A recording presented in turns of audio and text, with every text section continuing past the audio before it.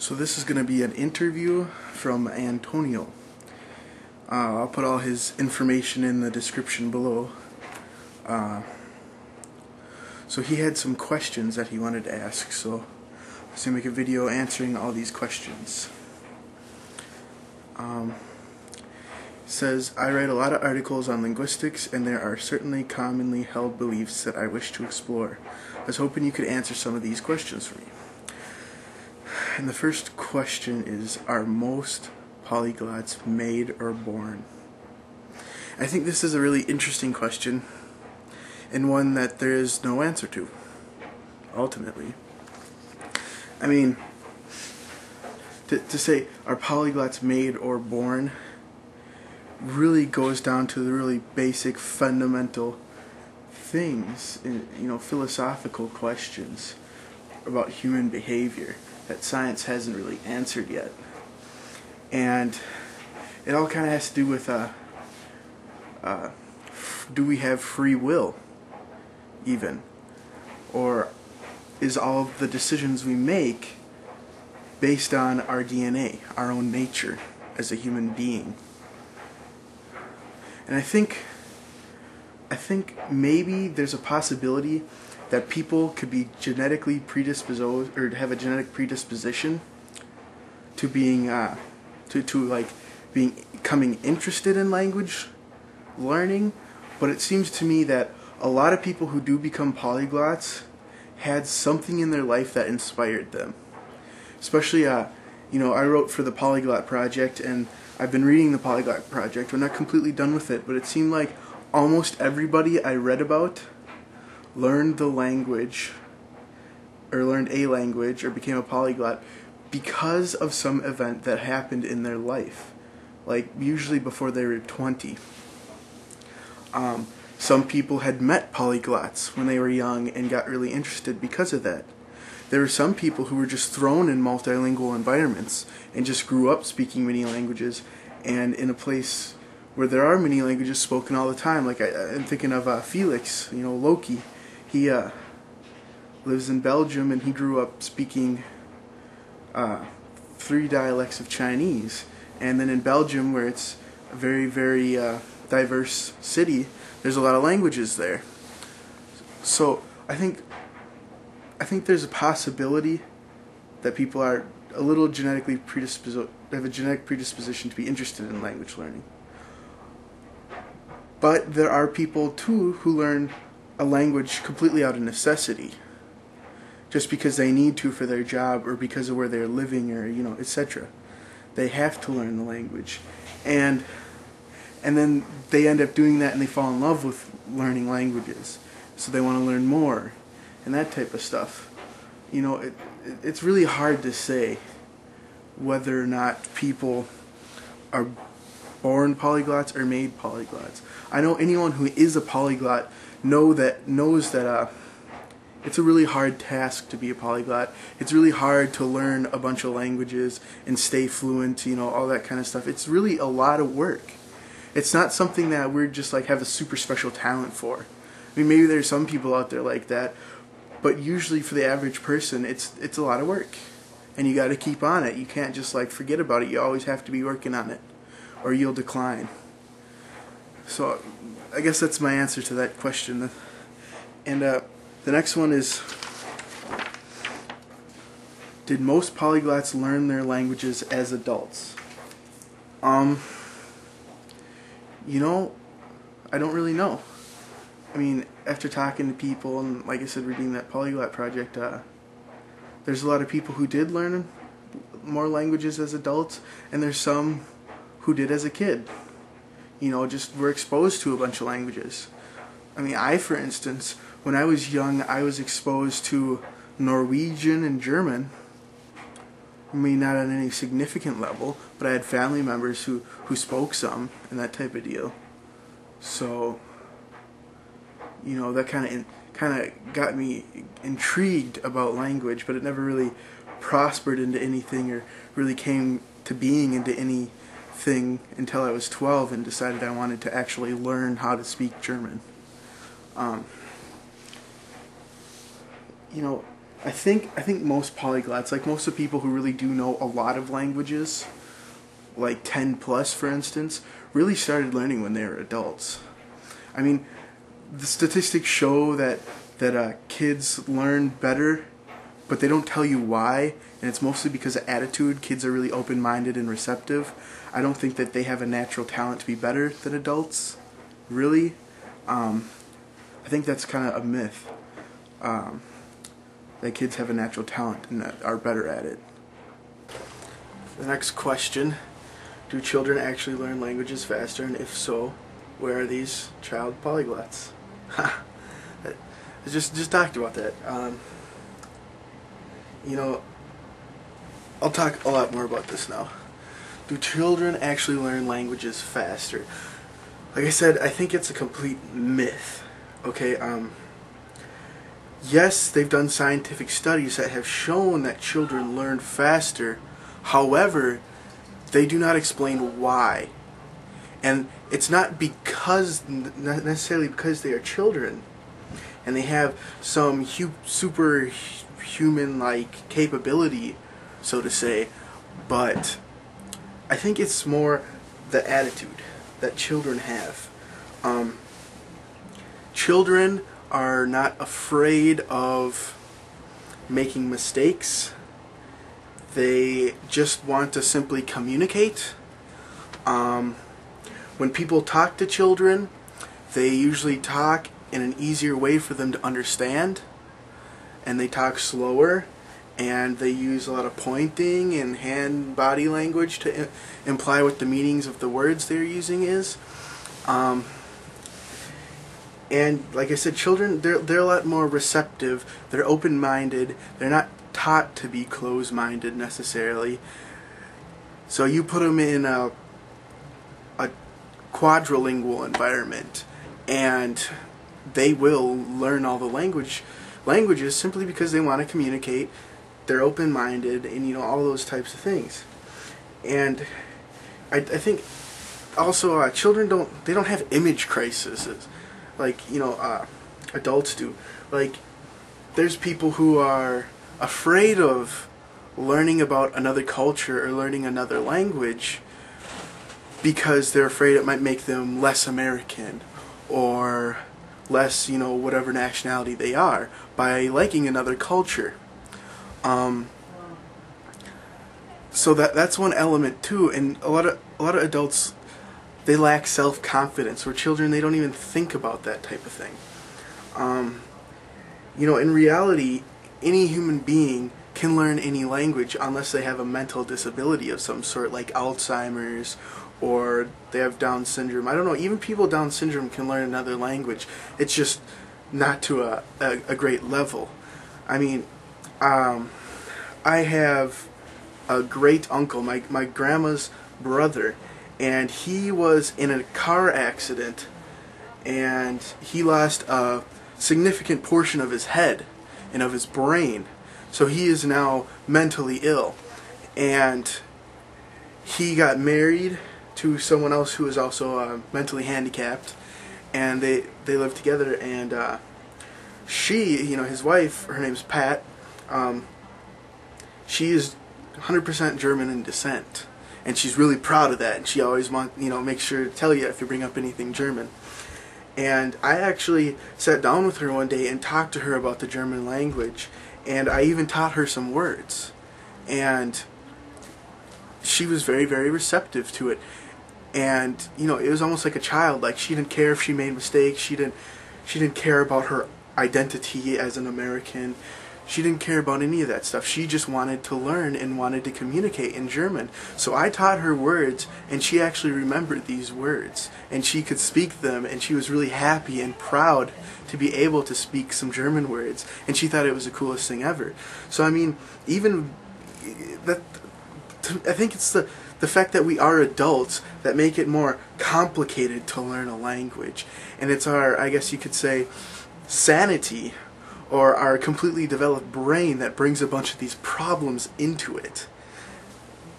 But if you just get past that and just go, you know, get past the identity thing, like, oh, I'll just be an American, I just happen to have a special spot in my heart for another culture, but that doesn't make me any less American.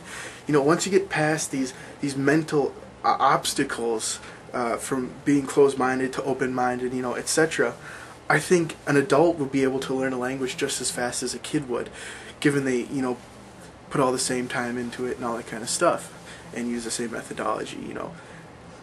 I think, really, adults can learn just as fast as kids. It's just all the mental blocks that are obstacles that we have to get over. It's more of a psychological thing, really. About me. Were you born into a multilingual family? Were you raised bilingual? Kinda, if that makes sense. Like I said earlier, I had been exposed to a little bit of Norwegian and German, but my immediate family, my mom and my dad, and then later on my brother, it was just monolingual environment. They only spoke English.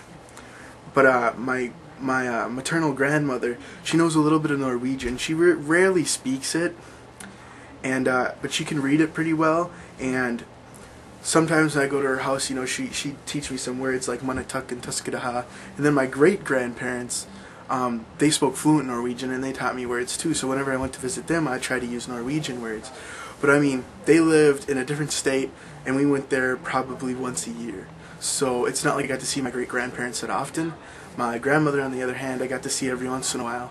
So, you know, I wouldn't consider myself being exposed in a multilingual environment. And also, when I was like around 5, 6, I think, my uncle from Germany came to visit my family, and so I got exposed to German. And then my grandmother, this would be on my dad's side, my grandmother there, she knows some German words and phrases, so she would teach me because I was very receptive to it, you know. I was really fascinated with it. And so I think those might have been the triggers for me to really enjoy language, you know, because when I got older, it's like, oh yeah, you know, I got family in Germany, you know, I had grandparents that spoke Norwegian, you know, and it really sparked my interest when I got older. But I think ultimately it doesn't even matter if you're born into a multilingual environment or a monolingual environment or unilingual environment, whichever you like to use. I think really it's just, do you like learning languages? When did you start studying languages seriously? Well, I can tell you when I started studying German seriously, like when I seriously sat down and thought, you know what, I'm going to learn German, was when I was 12 years old. And granted, at the time, I had no idea how to learn a language, how to go about learning languages, but at that moment, I decided I'm going to learn a language. And so I spent, you know, like 6 years till I was about 18, or right before 18, I guess, like a month before my 18th birthday. That's kind of when I decided that I actually wanted to learn another language. I wasn't sure which language, but I knew I wanted to learn another language. And it was really about this time that I started searching language stuff on the internet, and that's when I got into the polyglot community. And that's when I started, you know, the polyglot community here on YouTube. That's when I started to see all these people who spoke many languages.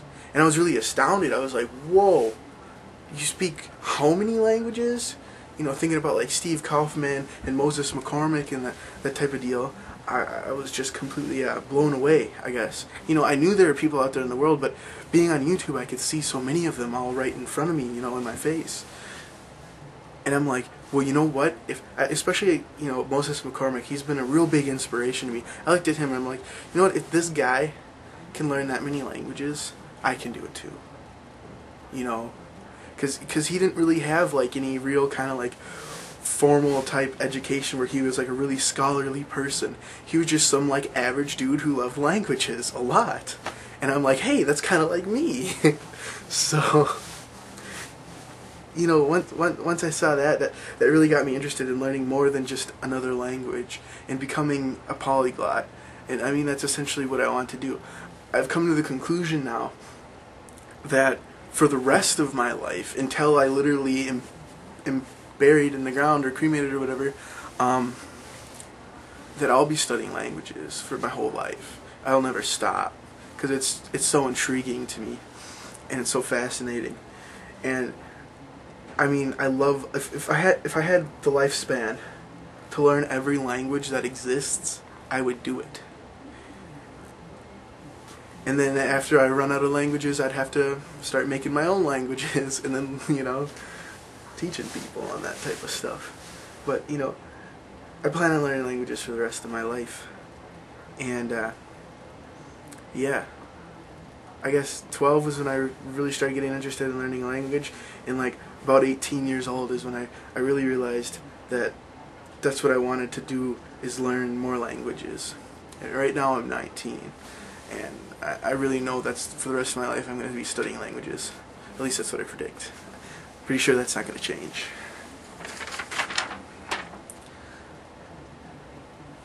Did you do any of your language study in a formal setting? If so, where and which languages? Okay. Well, like I said, at 12 is when I seriously decided I wanted to learn German, but like I said, I had no idea how to go about learning another language. Really, I had no resources, no books, or nothing quite at that moment. But what I did have was CDs, was music. You know, at 12 years old, I really got into rock music and like kind of heavy metal type music. And there's a German band called Rammstein. They're pretty famous here in the U.S. for being a foreign band. And, you know, I really like them a lot. And I told my uncle, you know, you should bring me some CDs next time you come visit. You know, I'd be the happiest kid ever if you did that. So he did. He got me some CDs, and in the CDs, at least one of them, in my Sehnsucht CD, that's one of their albums, it had not only the German lyrics, but it had an English translation side by side. So that was really cool. And what I did is I listened to the songs over and over, and of course it was my favorite band at the time. So the songs got stuck in my head, you know, and because they were stuck in my head, I was able to sit down and read the lyrics along with the song, and, you know, essentially learn these new words by looking at the translation and looking at the structure of the sentences. And then I found online dictionaries too, so I could figure out what each individual word meant, and I could learn the structure of the sentences. And that's how I started learning new vocabulary. Granted, Rammstein's lyrics are kind of obscure, have a lot of wordplay, and sometimes can be quite vulgar. I did learn quite rapidly because I was so interested. And it was really fun because it was also my favorite band. But it wasn't until later on where I went and I bought some books to teach myself German, and I made progress quite quickly. Through reading along and listening to the music, I was able to learn how to pronounce German by reading it. I knew what the letters, what the sounds all were. So when I bought books, I didn't have audio, but I could speak it, and I was understandable according to my family from Germany. I mean, I did have a thick accent, but I was understandable. It wasn't until I was about 16 years old, and I was a junior in high school, and that year my high school got German, and it was an ITV class. So it wasn't like the teacher was actually there, it was all like a webcam system. The whole class was on like webcam, and the teacher was on webcam, so we could see each other and talk to each other that way. And I took German like that for 2 years, but by the time I got to that class, most of the fundamental grammar and vocabulary of German I already had. But I did learn a little bit new stuff, and the teacher was amazing and got me way more motivated and encouraged me a lot. And she didn't mind if you went ahead and turned in papers, you know, with words she didn't teach you. She was excited if you did that. So it was really great for me. And she also happened to be Norwegian. She was from Norway, went to Germany, learned German, went to England, learned some English, and then moved to America. So when she was teaching, I could even throw out some Norwegian stuff to her. And that was really fun. So that was like a blessing, you know, to me. And I've really enjoyed it. And, you know, it wasn't until like the second year that I really started to learn some new stuff. Like, I got much better at past tense and that type of deal. And, you know, really it was a formal class, I mean, by definition, but it was really informal. Like, I mean, she used puppets, and we'd have conversations with puppets and you know, stuff like that. And we did lots of singing. We'd sing songs. We would get up and do motions, you know, like. So it was a lot different than most language classes. And she wasn't the type of person to focus on grammar, you know, very often. What she would do is she would each week give us a list of vocabulary, and then she would put all these words into context, into one story that was actually fun and entertaining, and that's how we learned new words. And it was really nice, and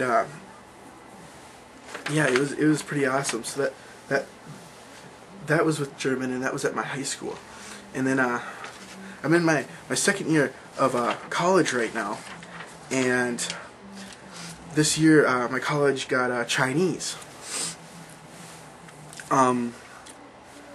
Mandarin Chinese, and it's mostly online, but once a week we get together to all speak, and the teacher, you know, corrects any mistakes we might have speaking and that type of stuff. And really it's very formal, and I really don't like it that much. I mean, self-study is I think way better than taking a college course in a language, but it's kind of slow progressing, and I don't like the fact that we only meet once a week, because I like to be in person speaking the language a lot to really learn a language, or you know, so it's okay. I mean, I have some videos that I talked about my Chinese class, but yeah, so right now I finished one semester of Chinese, and I'm about to do another semester of it, and then I think I'll be done with Chinese. I don't think I'm going to go further with it formally, but I'll definitely be studying it on my own. I mean, for sure, because Chinese is a cool language and all that. But yeah, those are the only 2 languages I've ever taken formally. Yeah.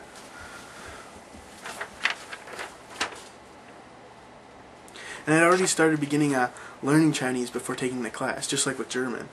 I'd already been studying the language for probably a year off and on, even though it wasn't intensive study or studying very, very hard, or, you know, it was only little bits and pieces here and there. So I did have a good foundation before I went into the class, and the teacher knew that, because like the first day I was reading characters and stuff. So, you know, and the first week we didn't even learn any characters, so I'm kind of more advanced than everyone in the class. And he knows that, so he pushes me harder a lot and stuff. But, yeah, anyways. How much of your knowledge is the result of self-study? I'd say the vast majority of my knowledge is the result of self-study. I think self-study is way better than, you know, learning a language in a formal setting.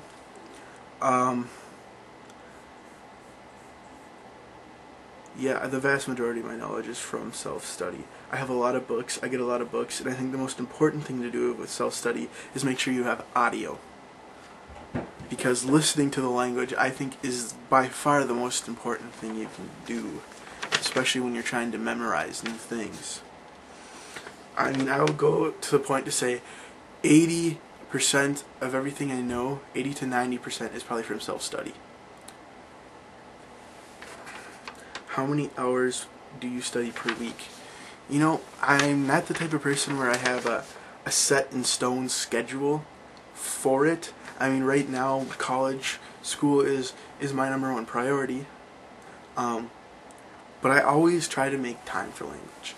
I might not be able to study exactly every day, but if it's at least every other day, I try to take a half hour to 2 hours out of my day to focus on language, at least. And, you know, I think that's the crucial thing, is that you're on a regular basis, you're keeping up on your language, and you're spending at least a half hour on it, like, preferably per day. How many hours do you believe one needs to master a language? Well, first of all, we have to look at what does master a language mean. Because you can never be as good as a native speaker. That's just impossible. It's just never going to happen.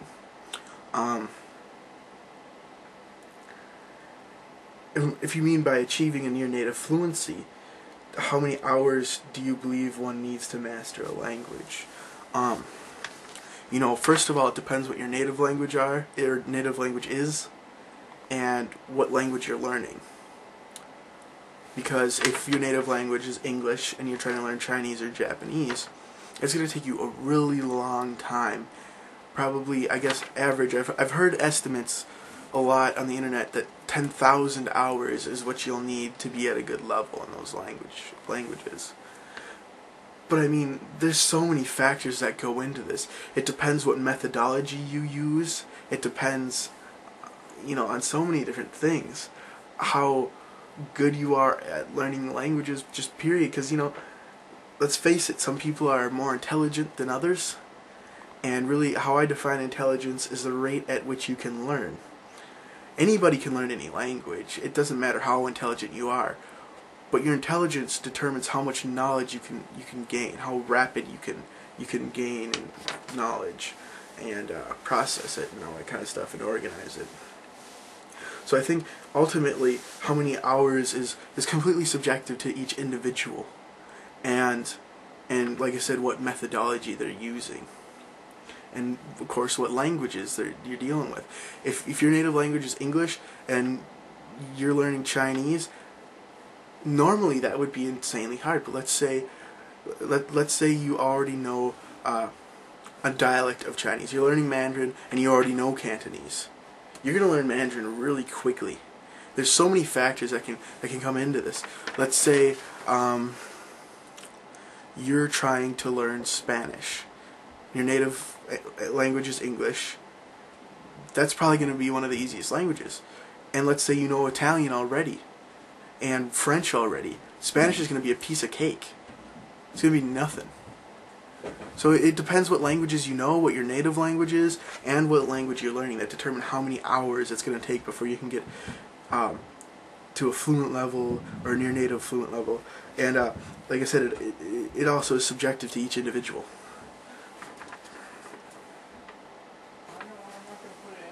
Do you have any goal in learning languages? Are you training to be a professor, teacher, translator, or do you just study for love?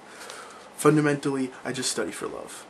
It's all about the fact that I really passionately enjoy language, and I find it completely fascinating, interesting, all that kind of stuff. You know, I'm going to school, and I'm always changing my mind at what exactly I want to do. I know for sure that I would like to major in philosophy and maybe get a master's degree in the philosophy of language, and I also want to major in linguistics and maybe get a master's degree in linguistics, maybe even PhDs in both those. I'm not quite sure.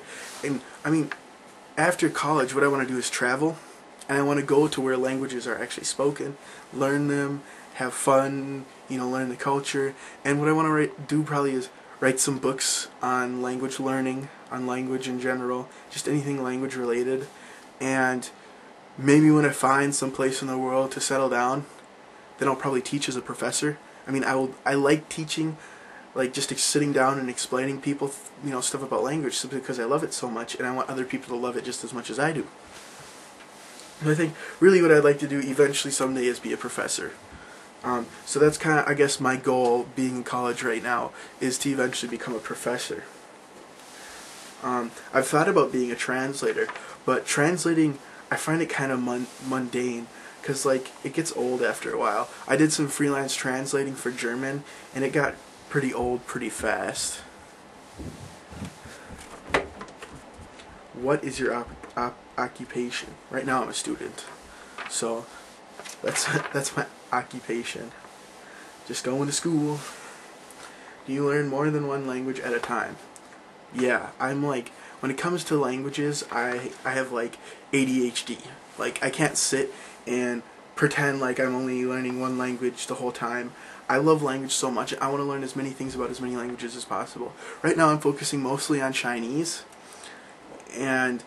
but I mean, I go from language to language, and I learn different phrases and different words from various different languages. So many. I know words in Somali, I know words in Indonesian, I know stuff in Romanian. You know, I could talk forever, like 10 plus languages. I know words and phrases in. But I'm not really, I wouldn't consider myself actively studying them. Right now, I'm mostly focusing on Chinese with a little bit of Swahili and Arabic in the background that I do when I'm sick of, when I sit there for an hour and I've been studying Chinese and I kind of get sick of Chinese, then I'll move over to do some Swahili. If I get kind of bored with that, I'll go to Arabic. You know, that's kind of how I do it. So I guess, yeah, I kind of do learn more than one language at a time.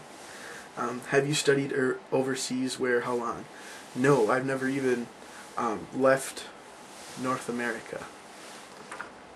I mean, I've left the United States technically by going on international UN grounds while I was in New York, but I've never been to another country. I would love to study overseas if I had the opportunity to do so, but I mean, let's just face it, I'm poor and I can't afford to. But I would love it very much. I mean, I would love just to be thrown in a country that I don't know anything about, don't know the language, and just sit there and learn. You know, be fully immersed. I would love that. I would do anything for that.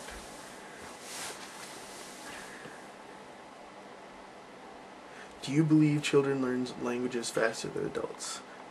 No. I already answered that. Do you or most polyglots have some type of mental disorder such as autism or obsessive compulsive disorder?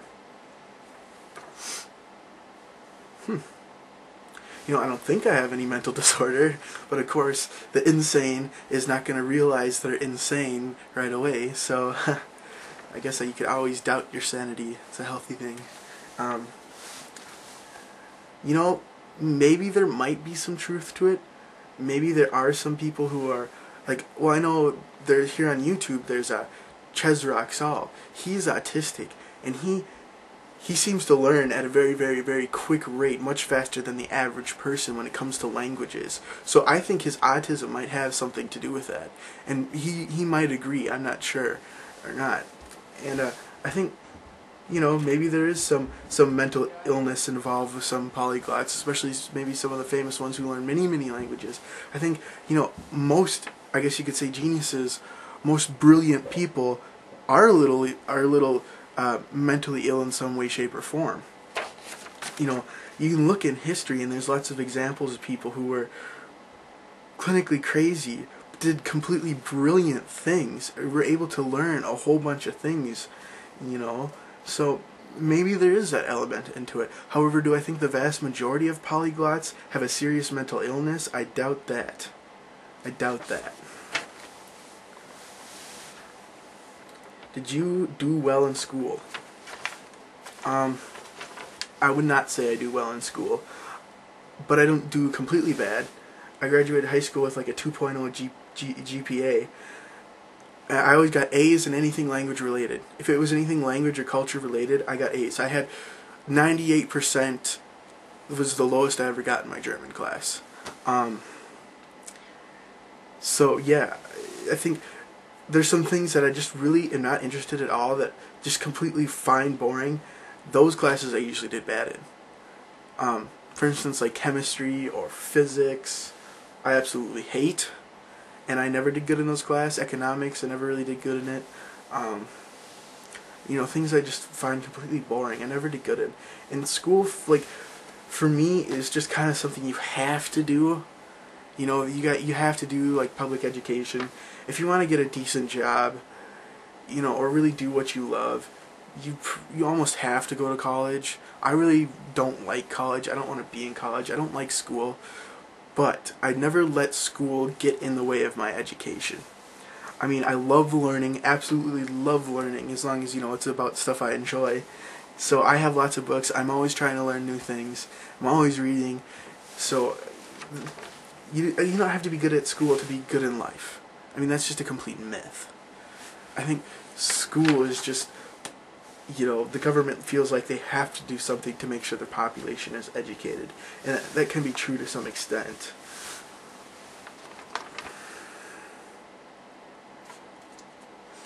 Do you have a learning disability? You know, I think I might have. I've never been actually diagnosed, but my dad has been diagnosed with dyslexia, and I'm pretty sure I'm dyslexic myself. Quite honestly, I have every single symptom of dysgraphia. And what dysgraphia is where people, they have trouble writing. I have a really hard time writing, especially for a long period of time, like during a test. Like, my body, it just feels really clenched, and I kind of get shaky, and I feel really uncomfortable writing. And oftentimes, I write my words where the letters are in the wrong order. And it doesn't matter what language, this still affects me. In Chinese, I can do it where I've had done a completely different stroke order, and I've even written a character flipped around. I do that sometimes too. So it doesn't matter what language, I do feel like I might have dyslexia or dysgraphia, although I've never been actually diagnosed. So maybe I do have a learning disability, and sometimes I really seriously do think I might have ADD. But like I said, I've never really been diagnosed with anything. So as far as I know, I don't have a learning disability, but I suspect I might. And really, just because you have a learning disability does not mean you can't learn. So really, it's kind of irrelevant. You can still learn a language. I mean, the only way I could see somebody who would not be able to learn a language at all is if they were deaf, mute, and blind, and had no sense of touch. Because there are no languages that are based off taste. So that would be the only way you really could learn a language. Unless you were like brain dead.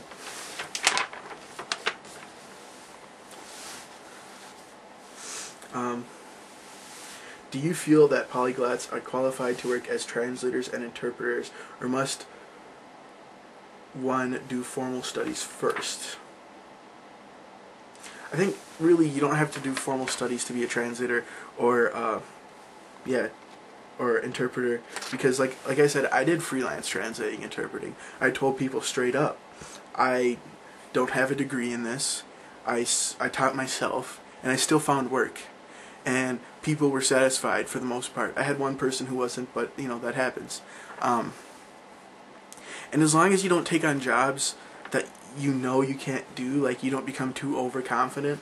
What I did was mostly local stuff in my small town that I live in, was a lot of family heirlooms and stuff, and I have lots of dictionaries and lots of resources for German, so I can translate most things because of the resources I have. If I see a new word, I can go look it up, and it's no problem. So I really, you know, if you look at the statistics for translators and interpreters, not all of them are formally educated. Some of the most successful ones are not.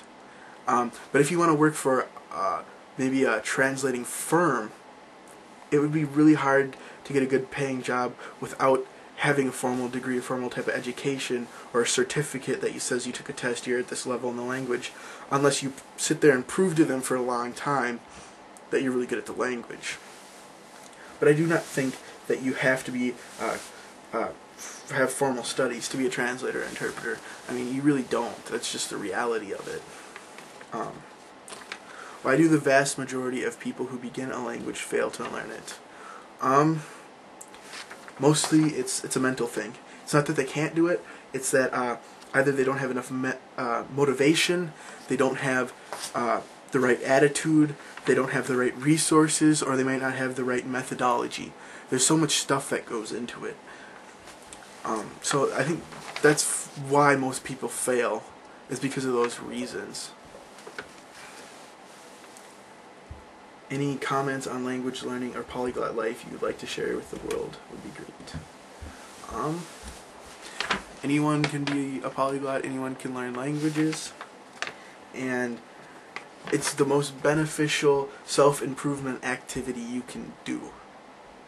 I mean, there's nothing out there that can benefit you as much as knowing many languages. There just simply isn't. You can communicate with so many more people, you can understand cultures way better. I mean, your employability increases by a lot. You can make a lot of new friends and meet a lot of interesting people by knowing different languages. And you can travel places and feel comfortable and be able to communicate. And I mean, it's just the most beneficial thing, and that I think everybody should do that. Do you have any dream languages? I mean, a language or languages you are dreaming of learning but haven't started yet, and why? Well, I could say that I dream to know Arabic really well. Really well. Like, I want that to be my best language. And I want to learn classical Quranic Arabic and modern standard Arabic, Fusha. And a dialect or two, maybe even 3. And yeah, Arabic is, I guess you could say, my dream language. But the thing is that I've already kind of started it. I'm already at a basic level in it. I already know words and phrases. I'm getting pretty familiar with the alphabet. So, also Indonesian is another dream language, I guess. But like I said, I've already kind of started on that one. Like all the languages, like I said, I'm really ADD with languages. I go all over. So Indonesian is one of them. Turkish is one of them. Farsi, Urdu is one of them, or 2 of them. I would like to learn Mongolian someday. That's a really fascinating language, Mongolian. I have a list of languages that I made a long time ago, a video with that. Gosh, like I said, I would learn every language if I could. Definitely Somali. That's definitely a language I really want to get good at, especially because there's so many Somalis here in Minnesota, where I live. And I find Somali culture fascinating. Their food is amazing. Their tea is super good. So yeah, that's another dream language. Definitely Japanese and Korean I'd like to get to someday. I'd like to get Cantonese. Maybe Thai someday. Definitely Cambodian. I at least want to look into Cambodian. I find that one kind of interesting. One language I really would like to learn, but it's going to be hard because I doubt there's going to be very many resources, is Aramaic. I would love to learn Aramaic. The old script, everything. Aramaic seems really fascinating. Hebrew is another one that's fascinating to me that I'd like to learn. Aramaic and Hebrew and Arabic, they're all Semitic languages, and they're all very related. Latin would be a good one. I kind of want to learn Latin. You know, and all the Romance languages to me seem pretty interesting. I like to learn Serb-Croatian. That one's definitely going to be on my list. I already mentioned Indonesian, but also let's add Malaysian to that too. They're almost the same thing. So I'd like to learn those both actually together simultaneously. Hawaiian I think is kind of interesting. I think I might want to investigate that, and I probably will want to learn that one. I definitely want to learn Navajo, Ojibwe, and maybe Lakota. Those seem very interesting to me, and Native American culture has always been interesting to me. So I would definitely like to learn at least one Native American language from the United States. Even maybe like Maya, or you know, some of the Native American languages from like Mexico and South America I would be interested in. Spanish is definitely a language I'll get into someday just because so many people speak it, and I already do know a little bit because I learned some a long time ago when I used to work at McDonald's and there's a lot of Hispanic people there, so that they didn't know English, so you know, I had to learn Spanish to communicate with them, and that was fun. That was interesting. So yeah, let's see. There's just so many. I mean, I could sit here and go on forever and probably list every language that the average person would know, and maybe some that most people have never even heard of. I mean, I even would like to learn maybe an Aboriginal language from Australia someday. I just want to learn as many languages from the most diverse backgrounds as possible so I could have the biggest idea or concept of what language can possibly be. That's my goal. Like, another thing that comes to mind is a Georgian language. Like, one people I find very fascinating are the Chechen people, and I would love to learn whatever language they speak. So yeah, that's another dream language, I guess you could say. And a lot of the Uzbekistani, that language, Uzbek, yeah, that would be a cool language too. Some of the stands out there, that would be really cool. Yeah, I love language. I mean, I really do. So you can feed me anything and I'll take it.